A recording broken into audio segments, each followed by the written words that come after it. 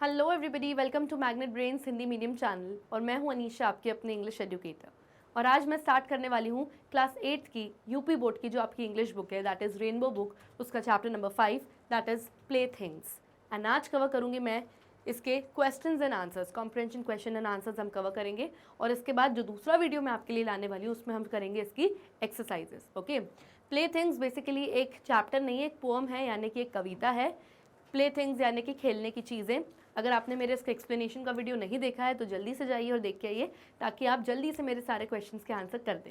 And now let's begin with our first question. Question number 1, where was the child sitting. Poem में रविंद्रनाथ टैगोर अपने सामने एक बच्चे को देखते हैं जो कि खेल रहा होता है मिट्टी के ढेलों से, लकड़ी के जो टूटी हुई टहनियाँ ट्विग्स होती हैं उनके साथ खेल रहा था। तो क्वेश्चन में वही पूछा जा रहा है कि जिस चाइल्ड को रविंद्रनाथ टैगोर देख रहे थे वो बच्चा कहाँ बैठा हुआ था। So the answer is the child was sitting outside in the dust. तो जो बच्चा था वो घर के बाहर बैठा हुआ था, डस्ट में यानी धूल मिट्टी में बैठा हुआ था। और वो किससे खेल रहा था? वो ट्विग्स यानी टूटी हुई टहनियाँ लकड़ियों की, उनसे खेल रहा था। और मड पाइज यानी छोटे छोटे मिट्टी के ढेले। Next question, what is the child playing with. Again वो इस फर्स्ट क्वेश्चन में जो मैंने अभी आपको एक्सप्लेन किया वो सेकंड क्वेश्चन में भी आ गया। जिस चाइल्ड को रविंद्रनाथ टैगोर देख रहे थे, what is the child playing with, वो किस चीज से खेल रहा था। So the answer is the child was playing with a broken twig and mud pies. तो जो बच्चा था वो डस्ट में धूल में बैठ के एक टूटी हुई ट्विग यानी छोटी हुई लकड़ी और टूटी हुई लकड़ी की टहनियों से खेल रहा था। और मड पाइज यानी मिट्टी की जो ढेले बच्चे बना लेते हैं ना ऐसे रेत में मिट्टी में, उनसे खेल रहा था, mud pies and broken twigs से। Next question, which activities was the poet busy in. जब ये बच्चा धूल में बाहर मिट्टी के ढेलों से और लकड़ियों से खेल रहा था, उस वक्त जो हमारे पोएट हैं रविंद्रनाथ टैगोर, वो किन एक्टिविटीज़ में यानी क्या चीज़ें करने में बिजी थे यानी कि व्यस्त थे। तो the answer is the poet was busy in adding up figures while doing his accounts. तो जो पोएट रविंद्रनाथ टैगोर थे वो उस वक्त अपने अकाउंट्स का काम करने में बिजी थे, यानी जो लेखा जोखा, जो कि आप जो खाता बनाते हो वो सब बनाने में बिजी थे। और जब आपको अकाउंट्स बनाना पड़ता है तो उसमें आपको क्या करना पड़ता है? You have to add up figures, यानी कि आपको संख्याओं को जोड़ जोड़ के एक पूरा प्रॉपर खाता, एक अकाउंट बनाना पड़ता है। तो इस काम को करने में जो हमारे पोएट थे रविंद्रनाथ टैगोर, वो बिजी थे यानी कि व्यस्त थे। Okay, next question, what has the poet forgotten. जो हमारे पोएट है रविंद्रनाथ टैगोर, वो क्या भूल चुके हैं, वो क्या भूल चुके हैं। अब जो कि वो बड़े हो गए हैं तो वो क्या करना भूल चुके हैं। तो जो हमारे पोएट रविंद्रनाथ टैगोर हैं, वो जब उस बच्चे को देखते हैं मिट्टी के ढेलों में खेल रहा है और कितना मग्न हो गया है, जो मिल रहा है उसी से खेलने लग जा रहा है और इन्जॉय कर रहा है अपनी लाइफ को, तो उस वक्त वो सोचते हैं कि जब मैं भी छोटा था तो मैं भी इन सब चीज़ों के साथ खेलता था, धूल मिट्टी में लकड़ियों से इन सब से खेलता था। लेकिन अब जब बड़ा हो गया हूँ, पैसे कमाने की दौड़ में जैसे भाग रहा हूँ और अपनी इच्छाओं को पूरा करने की जैसे मानो एक रेस में दौड़ रहा हूँ, तो मैं तो भूल ही गया हूँ ये आर्ट, ये कला, कि कैसे जो मिल जाए उसमें मग्न हो जाओ, उसी में खेलने लगो और अपनी लाइफ को एंजॉय करो। तो जो ये चीज़ है वो हमारे पोएट भूल गए हैं। आंसर देखते हैं, the poet has forgotten the art of getting absorbed in the play of sticks and mud pies.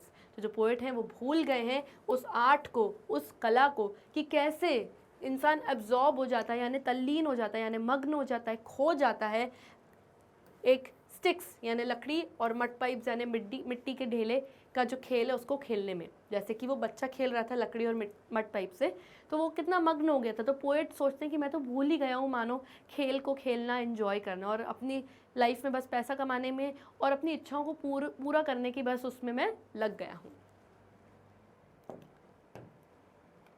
Next, what did the poet struggle to cross. जो पोएट रविंद्रनाथ टैगोर हैं वो किस चीज़ को क्रॉस करने में स्ट्रगल कर रहे हैं, यानी किस चीज़ को पार करने में बहुत मेहनत कर रहे हैं, कोशिश कर रहे हैं। So the answer is the poet struggled to cross the sea of his desires in his weak canoe. ध्यान से समझो इस आंसर को, sea of his desire. Sea of his desire का मतलब क्या होता है? इच्छाएं। वीक का मतलब क्या होता है? कमज़ोर। कैनो का मतलब क्या होता है? कैनो का मतलब एक बोट, जो आप बोट देखते हो ना पानी में चप्पू से चलाते हैं, पतली सी लंबी सी लकड़ी की जो बोट होती है उसको हम कैनो कहते हैं। तो जो पोएट है वो अपने सी ऑफ डिज़ायर्स को पूरा करने में स्ट्रगल कर रहे हैं। सी ऑफ डिज़ायर्स यानी इच्छाओं का समुद्र। इच्छाओं का समुद्र वो समुद्र है जो कभी ख़त्म नहीं होता है, यानी आपकी जो इच्छाएं हैं वो कभी ख़त्म नहीं होगी। आज ये चाहिए, कल वो चाहिए, परसों ये भी चाहिए, अगले महीने ये सब कुछ चाहिए। तो आज क्या, कभी भी आपकी लाइफ के एंड तक आपकी इच्छाएं कभी ख़त्म नहीं होंगी। ये हम इसको पूरा करने में बिज़ी हो जाएंगे, अपनी लाइफ को एंजॉय करना भूल जाएंगे, लेकिन ये इच्छाएं कभी ख़त्म नहीं होंगी। तो पोएट सोचते हैं कि मैं तो जैसे मानो अपनी इच्छाओं के सागर को, इच्छाओं के समुद्र को क्रॉस करने के लिए, पार करने के लिए अपनी एक कमज़ोर नाव में बैठ के बस कोशिश कर रहा हूँ समुद्र को क्रॉस करने की, लेकिन ये ख़त्म ही नहीं हो रहा, क्योंकि इच्छाएं कभी ख़त्म नहीं होती। और कमज़ोर नाव इसलिए बोला क्योंकि ये जो लाइफ है, ये हमें लगता है कि अरे लाइफ तो चलती रहेगी, लेकिन कब हमारी लाइफ का दी एंड आ जाए वो हमें भी नहीं पता। तो ये जो हमारी लाइफ की गाड़ी है, यानी ये जो हमारे ज़िंदगी की जो नाव है, ये एक बहुत कमज़ोर है, यानी कब आपके हाथ से आपकी लाइफ चली जाए ये आपको भी नहीं पता। इसलिए जिस टाइम में आप हो, जो चीज़ आपके पास है, जो मिल रही है, उसमें खुश रहने का, संतुष्ट यानी सेटिस्फाइड रहने की आप कोशिश करिए, तभी आप खुश रहेंगे और छोटी छोटी खुशियाँ अपनी लाइफ में एंजॉय कर पाएंगे। Last question, what do you understand by the phrase the sea of desire. ये जो फ्रेज है द सी ऑफ डिज़ायर, इससे आप क्या समझते हैं, इसका क्या मतलब है? तो अभी मैंने आपको बताया, आंसर देखते हैं। Every man seeks many desires and keeps roaming on his weak boat trying to fulfil all the desires that are like a never ending C.